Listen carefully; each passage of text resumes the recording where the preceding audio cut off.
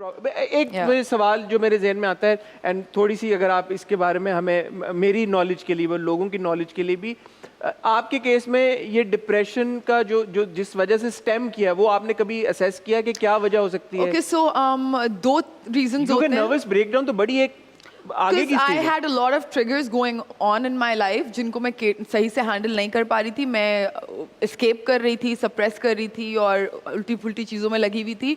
तो वो कहीं एक जगह पे जाके फिर आपकी कहते हैं ना कि give your body rest before that it takes it for itself. Similarly, give your mind rest before that it takes it for itself. तो मेरे ख्याल से वो वाला हिसाब हो गया था.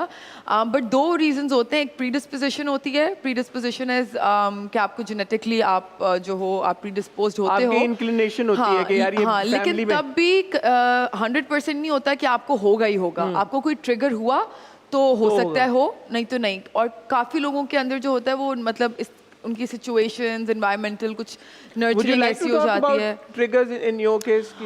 I know my triggers now, अल्हम्दुलिल्लाह. With practice मुझे काफ़ी समझ में आ गया है कि अच्छा ओके ये चीज़ जो है मैं करूँगी तो मैं मेरा मूड थोड़ा उस तरफ शिफ्ट हो सकता है. So I have to avoid. It's just like कि अगर आपको शुगर हो गई है यार तो आप शुगर इंटेक कम कर लो. किसी को अगर कोई ओबीज होते हैं तो उनको पता होता है कि मुझे अपने खाने, तो इसी तरह अगर आपको कोई मेंटल हेल्थ इलनेस भी है तो इफ़ यू जस्ट बिकॉज आप वो चीज़ें टैंजिबल नहीं है तो इसका मतलब ये नहीं है कि आप उनको वो एग्जिस्ट नहीं करेंगे, आप उनको कंट्रोल नहीं कर सकते हो. आप उनको आप बिल्कुल कर सकते हो. और मैं काम के बारे में भी इस बात पे आ रही थी कि मुझे बहुत अफसोस होता है कि हम अपने शूट पे भी या किसी भी प्रोफेशन में हम कॉलर के ये तो बोल सकते हैं कि यार आज मुझे फ्लू हो गया है या मुझे फीवर हो गया है so I want a day of.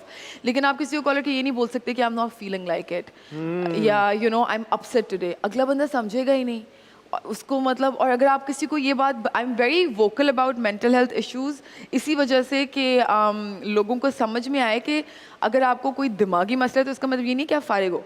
इसका सही, आप फिर भी फंक्शनल हो. बिल्कुल आप बेकार हो गए भाई. हाँ, आप फंक्शनल हो. इट्स जस्ट दैट कि उस चीज़ के साथ भी आपको थोड़ी हेल्प चाहिए जिस तरह लोगों को अपने ब्लड प्रेशर के साथ चाहिए होती है या और चीज़ों के. सो ये चीज़ काम में हमारे हर प्रोफेशन में अकोमोडेट करना चाहिए कि इस चीज़ की भी लीव होनी चाहिए कि यार today I am not doing okay emotionally and I need a break. बिल्कुल होनी चाहिए. और ये देखें यशमा ने कितनी आपको, because she is gone through such a thing, और उन्होंने साइकोलॉजी पढ़ी हुई भी है और उनको डायग्नोज भी हुआ है ये एलिमेंट, और फिर उन्होंने उसका ट्रीटमेंट भी लिया है. तो इसलिए जो वो बातें कह रही हैं वो ऐसे हवा में ये बातें नहीं कह रही. She is experience something. तो आई एम श्योर कि अगर आप घर पे बैठे हुए हैं, आप सिमिलर सर्कमस्टांसिस में या आपको इस तरह की सिम्टम्स हैं, तो आप इससे थोड़ी सी इंस्पिरेशन ड्रॉ करेंगे और प्रॉपर काउंसलिंग या हेल्प सीख करेंगे. ये नहीं सोचेंगे कि यार कि ये तो कोई एवं सी चीज़ खुद ही ठीक हो जाएगा बैठे बैठे. नहीं, the important thing is that you must absolutely seek help.